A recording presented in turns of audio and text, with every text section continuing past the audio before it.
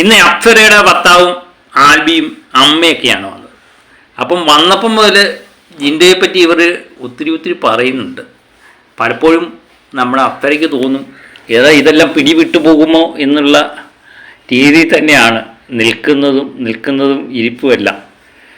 പ്രത്യേകിച്ച് അപ്സരയുടെ ഭർത്താവ് ആൽബി എനിക്ക് തോന്നുന്നു ഇങ്ങനെ ഓരോരോ കാര്യങ്ങൾ പറയുന്നതിനിടയിൽ എല്ലാവരുമായിട്ടിരുന്ന കാര്യം പറയുന്നതിനിടയിൽ പറയുന്നുണ്ട്, ഇവിടെ ഏറ്റവും സ്വാതന്ത്ര്യമുള്ളൊരു പ്രദേശമാണ് നിങ്ങൾക്ക്. കാരണം ഞാൻ എപ്പോഴും ചിന്തിക്കാറുണ്ട്, ആജാനുബാഹുവായ ഒരു മനുഷ്യൻ്റെ ചുറ്റും നിന്ന് കുറച്ച് തവളകളിങ്ങനെ ശബ്ദിക്കുന്നു. അത് ജിൻഡോയെ എല്ലാവരും കൂടെ തെറി പറയുന്നതിൻ്റെയാണ്. അത് തെറി പറയാൻ പറ്റും, പക്ഷെ പുറത്താണെങ്കിൽ നിങ്ങൾക്കത് പറ്റില്ല. അങ്ങേർക്ക് വേണമെങ്കിൽ ഓരോ കൈ കൊണ്ടെടുത്തെറിയാനുള്ളതേ ഉള്ളൂ എന്ന് പറയുമ്പം നമുക്ക് തന്നെ മനസ്സിലാവും. പുറത്തെ കാര്യങ്ങൾ തന്നെയാണല്ലോ പൊതുവെ. പക്ഷേ ഇത് ബിഗ് ബോസിലായതുകൊണ്ട് അദ്ദേഹം ക്ഷമിക്കുന്നത്. പുറത്തെങ്ങാണോ ആയിരുന്നെങ്കിൽ എപ്പോഴേ ഓരോന്നിൻ്റെ പണി തീർന്നേനെ എന്നുള്ള രീതിയിൽ തന്നെയാണ് അദ്ദേഹം സംസാരിക്കുന്നത്. പിന്നെ പറയുന്നുണ്ട്, അദ്ദേഹം എപ്പോഴും പറഞ്ഞു, എനിക്ക് അന്നേരം തോന്നുന്നത് പാണ്ടിലൂറിയുടെ ഉള്ളിലാവപ്പെട്ട ഈ തവളകളെ പോലെയാണ് നിങ്ങളെന്ന് എനിക്ക് തോന്നിയിട്ടുണ്ട് എന്ന് അദ്ദേഹം പറയുന്നു. അതുപോലെ ജിൻഡോയെ മണ്ടനെന്ന് വിളിച്ചത് എനിക്ക് ഒട്ടും തന്നെ ഇഷ്ടമല്ല എന്ന് പറയുന്നു. ജിൻഡോയെ പറ്റിയുള്ള പുകഴ്ത്തലുകൾ ഇങ്ങനെ കയറി പോവുകയാണ് പലപ്പോഴും ആൽബി ചെയ്തുകൊണ്ടിരുന്നത്. പലപ്പോഴും അപ്സരയ്ക്ക് തോന്നിയിട്ടുണ്ട്, ഇത് കുലുമാരാകുന്ന ലക്ഷണമാണല്ലോ എന്ന് മനസ്സിൽ തോന്നിക്കാണും. അതുപോലെ അപ്സരയുടെ അമ്മയും അതിൻ്റെ ഇടയ്ക്ക് കയറി പറയുന്നുണ്ട്, ഞാൻ ഭംഗിവാക്ക് പറയുന്നതല്ല, എനിക്ക് ജിൻഡോയുടെ കളി ഭയങ്കര ഇഷ്ടമാണ്, ജിൻഡോ എനിക്ക് ഒത്തിരി ഇഷ്ടമാണെന്ന് പറയുന്നുണ്ട്. അപ്പോഴും അമ്മയെ നോക്കി ശോഭയെ എന്നങ്ങാണ്ടാണ് വിളിക്കുന്നത്, ഒരു പേര് ചൊല്ലി വിളിക്കുന്നുണ്ട് നമ്മുടെ അപ്സര. അപ്പം അങ്ങനെ പലപ്പോഴും അവിടുത്തെ മത്സരാർത്ഥികൾക്കെല്ലാം തോന്നിക്കാണും ഒരു പക്ഷേ ഈ ഫാമിലി ടാസ്ക് ഒന്നും വേണ്ടായിരുന്നു എന്ന് തോന്നിയ അവസ്ഥയിലാണ്. കാര്യം ഈ പുതിയ ഫാമിലികളെല്ലാം കയറി വരുമ്പം അവരെല്ലാം തന്നെ ജിൻഡോയെ പുകഴ്ത്താനാണ് സമയം കണ്ടെത്തുന്നത്.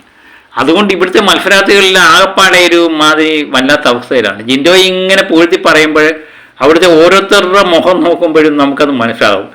നോറയുടെ ആയാലും റസ്മിൻ്റെ ആയാലും അതുപോലെ തന്നെ ഓരോ വ്യക്തികളുടെയും മുഖം, ജാസ്മിൻ്റെ ആയാലും, അങ്ങനെ ഓരോ വ്യക്തികളുടെയും മുഖഭാവം നമ്മൾ ശ്രദ്ധിച്ചു കഴിഞ്ഞാൽ അതാ വളരെ രസകരമായി തോന്നും. ഇത് പറയാനാണെങ്കിൽ ഇവരൊന്നും ഇങ്ങോട്ട് വരേണ്ട കാര്യമില്ലല്ലോ എന്നായിരിക്കും ഇവർ ചിന്തിക്കുന്നത്. ഓരോ വ്യക്തികൾ വരുമ്പോഴും അവരിങ്ങനെ ചിന്തിക്കും. പക്ഷേ അവരുടെ കുടുംബാംഗങ്ങൾ വരുമ്പോഴും ജിൻഡോയെ പറ്റി ഇങ്ങനെ പുകഴ്ത്തി പറയുമ്പോഴും അപ്പം പുറത്തുള്ള നമുക്ക് തോന്നുന്ന കാര്യങ്ങൾ തന്നെയാണ് അകത്ത് ചെല്ലുമ്പോൾ ഈ കുടുംബാംഗങ്ങൾ പറയുന്നത്. അപ്പം ഏകദേശം ബുദ്ധിയുള്ളവരൊക്കെ ആണെങ്കിൽ പൊതുവെ മനസ്സിലാക്കും പുറത്തെ കാര്യങ്ങൾ എങ്ങനെയാണ്.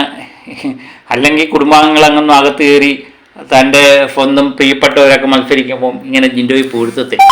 അതുതന്നെയാണ് ഇവിടെ സംഭവിക്കുന്നത്.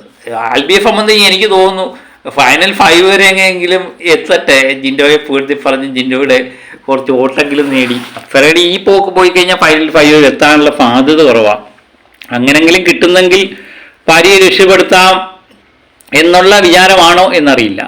ജെന്യുവിനായ വാക്കുകൾ തന്നെയായിരുന്നു അദ്ദേഹം പറഞ്ഞത്. എനിക്ക് വളരെയധികം ഇഷ്ടപ്പെട്ടത്. ഒരുപക്ഷെ അപ്സരയേക്കാൾ ഉപരി ഈ ബിഗ് ബോസിലേക്ക് വരാൻ പറ്റിയൊരു മത്സരാർത്ഥിയായിരുന്നു ആൽബി എന്ന് തോന്നിയിട്ടുണ്ട്. വളരെ നല്ലൊരു വൈബായിരുന്നു, രസകരമായ സംഭാഷണവും കൊണ്ടും. അദ്ദേഹത്തിൻ്റെ വരവ് തന്നെ നമ്മൾ നേരത്തെ തന്നെ പ്രൊമോയിൽ പറഞ്ഞ പോലെ തന്നെ ഒരു മുഖംമൂടിയൊക്കെ ഇട്ട് ഒരു വല്ലാത്ത അവസ്ഥയിലാണ് കയറി വരുന്നത്. അതിന് പ്രത്യേക ഒരു വൈബ് സൃഷ്ടിക്കാൻ പറ്റി. ഏതായാലും നല്ലൊരു കുടുംബം തന്നെയായിരുന്നു അപ്സരയുടെ കുടുംബം. അമ്മയായാലും ഭർത്താവ് ആൽബി ആയാലും തകർത്തു പൊളിച്ചു.